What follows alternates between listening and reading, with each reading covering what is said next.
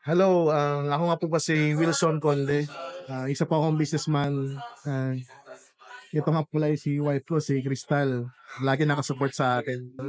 Na-encounter ko tong si Coach Nico nang may napanood ako isang podcast.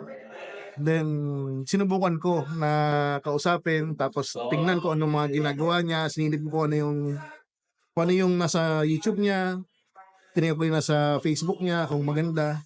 Then, na-intriga ako dun sa $100 challenge na ini-endorse niya nung una. Ngayon, nung nasubukan ko yung $100 challenge, nakita ko na yung trading ko pala, dahil nung una nag-trade na rin ako eh. Yung trading ko pala, hindi pa ganon kaganda. Dahil kadalasan ng mga trade ko is chamba. Tapos, ang nangyayari, hindi ko na kikita kung paano yung discipline. So, walang discipline talaga. Ang nangyayari, banat lang ng banat eh.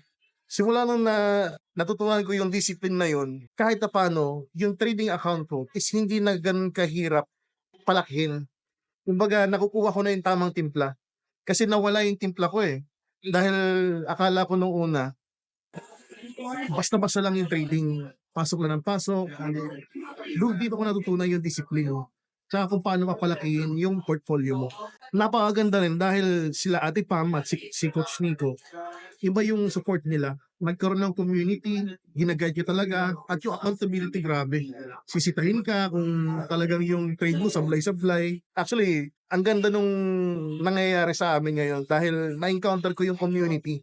Naramdaman ko talaga kasi may mga naano ako dati na iba-ibang mga academy, pero itong Coach Nico, iba yung approach niya sa mga student niya.